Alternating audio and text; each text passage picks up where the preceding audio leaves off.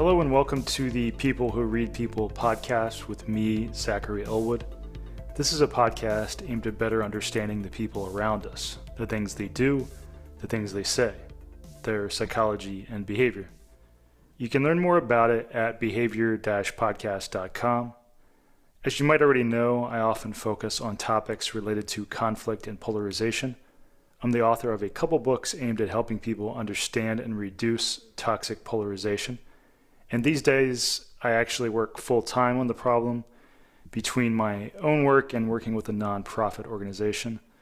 Since Trump's election in November of 2024, Elon Musk has been getting a lot of attention, so I thought it'd be worth sharing some thoughts about Elon's polarization, specifically his affective polarization, or affective, spelled A-F-F-E-C-T, which is not referring to swings in beliefs or stances, but referring to how people view the, quote, other side. When people talk about the problem of polarization, they're largely talking about the highly contemptuous and pessimistic ways in which people like Elon view their political opponents, and the contemptuous ways people engage with those they see as their political opponents. For quite a while, you can find Mr. Elon Musk sharing quite emotional and contemptuous takes on Twitter about all manner of incidents and events and people. For example, he often speaks as if it's a certainty that Democrats desire lax immigration laws in order to win elections, as if he can read their minds. And that's what people often do in conflict. You can find similar mind readings done on the left about Trump and other Republicans, about their dastardly, evil, hidden motivations for all sorts of stances. This is how you wind up with people expressing the utmost certainty that Laura Ingraham definitely performed a Nazi salute at the Republican National Convention, despite there being no good evidence of that, and even fact-checking sites saying that was unlikely. We just know what's in their hearts, after all. With great conflict comes great mind-reading abilities. You can also find Elon Musk regularly being fact-checked by his own platform community notes. Here's a recent one where he shared a tweet by an account titled Anti-Left Memes that read, "I'm extremely worried about Germany," and it included a headline that read, "Pro-pedophile activist group celebrates as Germany decriminalizes child porn possession." But the community noted that this is incorrect. It said the minimum sentences were reduced to allow courts flexibility.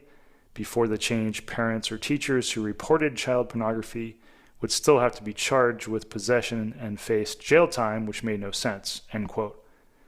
So just giving some context to that. And that's just one example. You can often find Elon behaving in these emotionally motivated ways, just so much emotion. He also doesn't seem to care about correcting any mistakes he makes. The ends, after all, seem to justify the means. The ends justify the means when you view yourself as in a serious life and death battle. You won't find him, for example, following up to that tweet of his, saying something like, "Oh, sorry, I got that wrong. Here's some more nuance about it." No, to admit one was wrong or got carried away is weakness. You must always be waging the good versus evil, highly righteous fight. To hell with whoever criticizes such highly emotional and unreasonable approaches to the political battle. Those people clearly don't fucking get it. They must be clueless, or they must be enemies themselves. Go f*** yourself. In June of 2024, I got an op-ed about Elon Musk's polarization published in The Hill.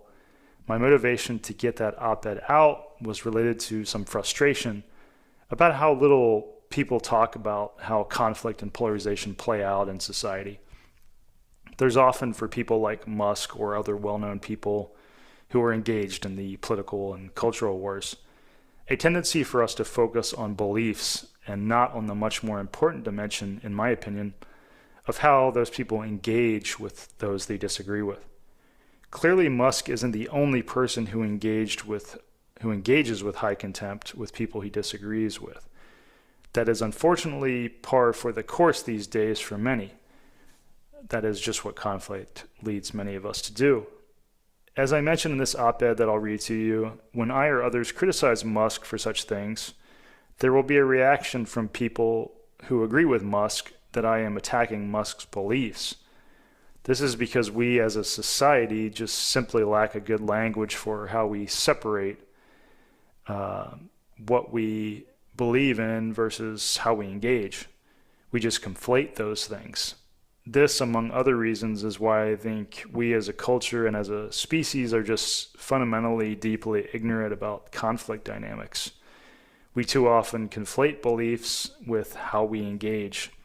We fail to see that how we engage, how we disagree, is an entirely different dimension from our disagreements over issues. And in my opinion, it's just a much more important dimension, especially because those two things affect each other. It's much more important because we're just always going to disagree about all sorts of morally charged questions of all sorts. That's a given. One way to see what I mean, recently someone who largely agrees with Elon Musk's stances wrote to me on Twitter basically saying Elon's driven himself a bit crazy. It surprises me that more people don't talk about Elon's craziness on the right. This person talked about how we should be able to agree with people's stances while seeing that their minds may have been addled by conflict and us versus them thinking and contempt. I wish more people would see that, and I wish that was the case socially at a society level. But the truth is that we just have a really hard time distinguishing such things. We'll tend to make excuses for people on, quote, our side, or tell ourselves the battle is too important to aim such criticisms at people on, quote, our side, these kinds of things. Or we'll just be too anxious to bring up such criticisms. Elon Musk would probably take offense to these criticisms, but the interesting thing is that I think these are criticisms that would help him be more effective. I think the high contempt approaches Elon takes are self-defeating, just as all contemptuous approaches generally are. They help create the very pushback that bothers them. That's what conflict leads us to do. And we may even know or suspect that our high contempt approaches are not getting the job done, but we prioritize scoring points on the other side and what feels good to us, these kinds of things. There is a tendency for some to think that the contemptuous, aggressive ways are helpful, that this is how we win. Quote, we. Elon and Trump and others may see Trump's election, no matter it being very close, as proof that aggressive, contemptuous approaches are necessary and that such approaches win. But again, the election was close. Harris got 48.3% of the popular vote. Trump got 49.8%. Those are the numbers I just saw anyway. And it's easy to imagine if the Democrat candidate were a bit more popular, Trump would have lost. Now, I view these as close numbers. I think it's like 2 million people or something. Now, it may be a decisive victory, however you define that, but it's not, in my opinion, or in many other people's view, a landslide. If you think it's a landslide, I'd ask you to consider how you'd feel about it if the winner was reversed. Would you still feel it was a landslide? Or would you look for other framings to downplay how significant a win or a loss it was? My only point is to say, I think, in a big country like ours, and looking at the percentages, it was quite close, as most of our elections have been recently. If Trump had lost, would Elon and Trump and others think, maybe we should try a different, less contemptuous approach? Maybe we should try to be more persuasive to people who disagree with us? No, I don't think many people would, because that's just seldom how people feel when they believe they're engaged in a serious high-stakes battle. Many would reach the conclusion, if they lost, we've got to fight harder or more aggressively. We need to persuade others of how horrible our opponents are in their hearts, how malicious their motivations are. That is the conclusion many Democrats and anti-Trump people reach, that they have to be more like Trump. That's what many people say. We have to be more vicious. And you can find Republicans saying similar things. We have to be more ruthless, more like Democrats. Conflict always leads us to find justifications to ramp up our contempt and aggression. Let's say Republicans lose in 2028 and many of their policies are rolled back. Do you think that'd be an occasion that would lead Republicans to think maybe if we weren't so contemptuous, we'd be more persuasive and actually win more? Is it possible that Trump's aggressive, contemptuous style of politics is actually hurting our goals? Could we actually win more votes with more persuasive, respectful dialogue? No, I don't think you'd see many people say that. I mean, some would, obviously. But many would simply think we've got to fight harder and be more ruthless. People on both sides fail to see how their high contempt approaches are often self-defeating. They fail to see that they can catch more flies with honey than with hate. They fail to see that such approaches end up creating pushback to their stances, making the, quote, other side more extreme and committed. And also it can mean that if and when you lose power, as you often will, you'll find that the animosity and pushback in society that you helped create then results in many of your wins being short-lived, with the seesaw fluctuating the other way. When I interviewed psychologist Matthew Hornsey, who studied group psychology and persuasion across group boundaries, something he said stuck with me. He said, and I quote, "That's another thing I've had to let go of, is that I always thought that when people were arguing about ideas, they were trying to persuade the other group. And then it took me a while to realize that actually that's not true either. Because if they actually thought they were trying to persuade the group, they'd do it differently. I think often what they're doing is that they're just enjoying the tribalism, and they're enjoying marinating in their own kind of virtuousness, and they're enjoying signaling to their own side their credentials as an in-group member." End quote. Okay, next I'll read you the op-ed that I wrote for The Hill. The op-ed has various links to resources to back up and reference some of my points. So if you want to see the op-ed for that reason, I'll put a link to it on my site in the entry for this episode, along with some other related resources. The op-ed was titled "Elon Musk is Making Political Debate More Toxic. Here's How to Change Course." And for what it's worth, I actually didn't like that title that much. That was chosen by the editors, but sometimes you have to choose your battles. Okay, I'm going to read the op-ed now. Elon Musk often treats his political opponents with contempt. He uses the social media site he owns to call people morons and idiots, say they have a mind virus, and claim to know with certainty other people's malicious intent. He treats people with contempt even outside political contexts. See the pedo guy thing. Musk's contemptuous behavior amplifies the toxicity of our divides. Not only that, it's self-defeating, as it strengthens and inflames his more extreme and passionate adversaries, just as his own opponent's contempt grants him more power. Criticisms of Musk, and others like him, are often incorrectly reduced to criticisms of their beliefs. But this criticism of Musk isn't about his beliefs, but rather about how he handles disagreement and conflict. It's not about the polarization of his beliefs, but about his affective polarization, his disdain for the other side. Imagine a version of Elon Musk who believes mostly the same things, but who can see his opponent's humanity and the better motivations for the beliefs, even as he also thinks they were misguided. That version of Musk could still work for what he believes in, but could do so without amplifying antagonism and toxicity. I actually share some of Musk's views. I think some far-left ideas are harmful and divisive, and I think Democrats too often dismiss Republicans' rational concerns on immigration and other issues. But no matter my political beliefs, I believe that how we engage is crucially important. Americans will always have passionate disagreements. Our mode of engagement is the thing we are able to control. When we act in conflict-amplifying ways, we strengthen the most divisive and extreme people and ideas. We help build a toxic, chaotic, and unstable society where everyone loses. I focused on Musk here, but I could also talk about polarizing figures on the left. For example, Keith Olbermann has long spoken in contemptuous and conflict-amplifying ways about his political opponents, ways that he himself would find upsetting if he heard such things from Republicans.